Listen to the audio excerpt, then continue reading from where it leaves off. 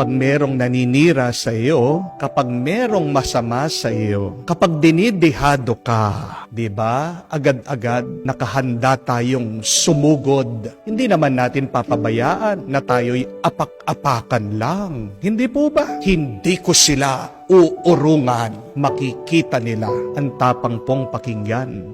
Hindi po ba? Pero, mga kapatid, paalaala lang po. At ito ang gusto kong matutunan niyo, na ang pag-atras ay hindi pagsuko. Ang pag-atras ay hindi tanda ng kahinaan. At ang pag-atras ay hindi pagkabigo. Please, my dear friends, remember that a retreat is not a surrender. To retreat is not a sign of weakness. A retreat is not a failure in your part. Yan yung ating narinig sa bandang huli ng ating nabasang ebanghelyo. Dumampot po na mga bato ang mga Hudyo, hindi nila matanggap ang sinasabi ni Jesus. Hindi nila matanggap, ayaw nilang maniwala na siya ay sugo ng Diyos Ama, na siya'y anak ng Diyos. Binabato siya. Pero ano ang ating narinig? Bago man siya mabato ng mga Hudyo, siya po ay umatras, siya po ay umalis, siya po ay lumabas sa templo. Nagtago ang ating Panginoon. Pero hindi po ba nakakahiya ang ginawa ng ating Panginoon? Kala po ba natin na siya'y anak ng Diyos? Bakit hindi niya patunayan sa mga taong ito? Bakit kailangan pa niyang umatras at magtago? Aba, sa isang salita lang ni Jesus, kaya niyang lipulin, kaya niyang patayin, kaya niyang ubusin ang mga Hudyong ito na gusto siyang saktan. Hindi po ba? Dahil sa isang salita lang ng Diyos nakapangyayari. Bakit hindi niya ginawa? Sa isang salita lang ni Jesus, kaya niyang tumawag ng mga maraming anghel para pagtanggol siya. Tandaan niyo po, mga kapatid ha, ang mga anghel sa Biblia ay makapangyarihan. Ang mga anghel ay may sandata, kaya nilang pumatay ng tao dahil ang kanilang trabaho ay nakikibakan, nakikilaban sa mga demonyo. Ang mga anghel ay hindi naman yung mga cute-cute lang na nilalang. Matatandaan niyo pagkatapos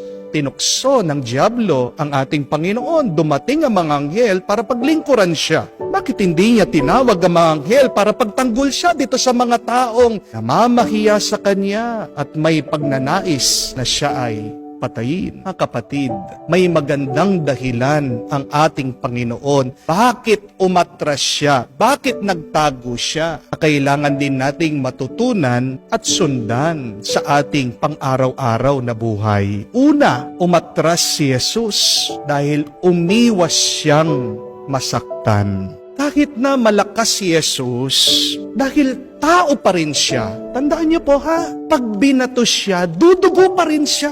Pag binato siya, tinamaan siya, magkakapasa pa rin siya. Mga kapatid, kung masasaktan ng ating Panginoon, baka mahirapan siya sa kanyang misyon. Kung masasaktan siya, mauubos lang yung oras niya sa pagpapagaling na kanyang sarili at baka hindi niya matuloy ang kagustuhan ng Diyos na pinapagawa sa Kanya. Kung makakaiwas din siya sa gulo, di iiwas siya. Mga kapatid, yan din po ang pinapaalala sa atin. Kung makakaiwas ka sa gulo, umiwas ka. Kasi kahit na gaano ka pa kalakas, gaano ka katapang, kahit na malusog ka, kung makikipag-away ka, tatamaan at tatamaan ka, masasaktan at masasaktan ka. Kung nga si Jesus, Diyos na tao, umiwas, ikaw tao ka lang. Siguradong merong negatibong epekto sa iyo ang pakikipag-away sa iba. Mahirap maging banal,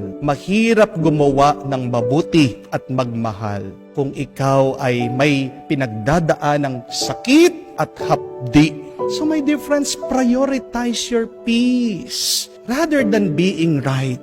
Lalong-lalo na pag tumatanda po tayo, sana less drama na lang. Di po ba? Sayang ang oras, sayang ang panahon, sayang ang lakas mo para lang makipag-away sa mga taong kahit na anong sabihin mo, hindi ka naman talaga pakikinggan at uunawain. Amen? Walang mabuting bunga ang pakikipag-away sa iba. Kung makakaiwas ka sa sakit, umiwas ka. Kaya nga binigyan ka ng utak, isip ng Panginoon. Gamitin mo yan. Amen? Pangalawa, umatras si Jesus kasi ayaw niya magpadakip. Kung huhulihin agad si Jesus, talo na siya. Di po ba? Tandaan niyo po that a soldier only loses if they are captured. But as long as a soldier is not captured, even if that soldier has retreated, he can continue the fight. Yun yung dahilan ni Jesus. Bakit umatras siya? Bakit umiwas siya? Kasi gusto niyang ipagpatuloy ang laban. Gusto niyo po bang ipagpatuloy ang laban ng inyong buhay? Piliin niyo yung inyong mga labanan. Not all battles are worth fighting for. You may lose a battle, but what is important is that we win the war. Amen? This is our goal, to continue to be in the fight. At kung ang paraan ay para makapagpatuloy ka, nakikibaka, nakikilaban sa buhay, ay umatras ka ng kaunti, yun dapat ang iyong gawin. Di po ba? Umatras si Jesus para manatili sa kanyang misyon. Kaya, kung pinagtutulungan ka man, lumayo-layo ka, hindi mo sila kayang mag-isa. Tandaan mo yan, kung inaabuso ka ng iyong asawa, lumayo-layo ka, mas kailangan ka ng iyong mga anak.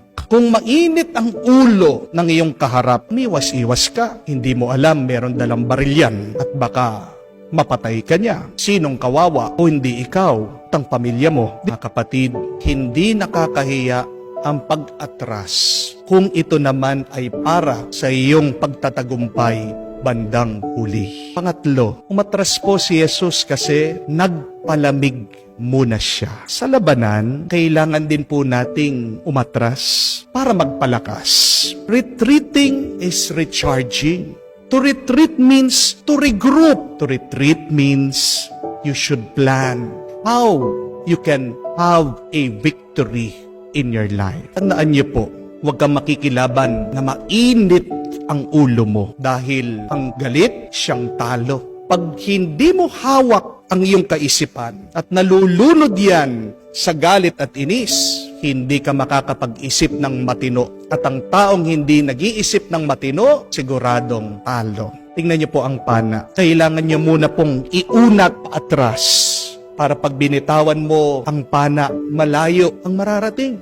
Ganyan niyo po sana makita ang inyong buhay. Whatever setbacks you may experience now in your life, pagkawala ng pera, sakit, pagkawala ng mabuting kalusugan, pagkawala ng minamahal, God is just pulling you back.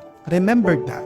And there is a right time that God will release you, and when God release you, you will see that you will go far. Kung pong itutuloy nyo ang ebanghelyo, mababasa nyo na umatras ng kakaunti si Jesus, pero sa susunod na eksena, lilitaw na naman siya, haharap na naman siya, sasagutin na naman niya ang mga Hudyong ito. Ano po ang kasabihan? 1 step back, 2 steps forward. You cannot move forward if you do not step back a little. Baka diretsyo ka na ng diretsyo, magkamali ka ng tapak mo, nasa bangin ka na pala, at yan ikahuhulog at kamamatay mo. Bakit kailangan nating umatras? Para magpalamig at magpalakas.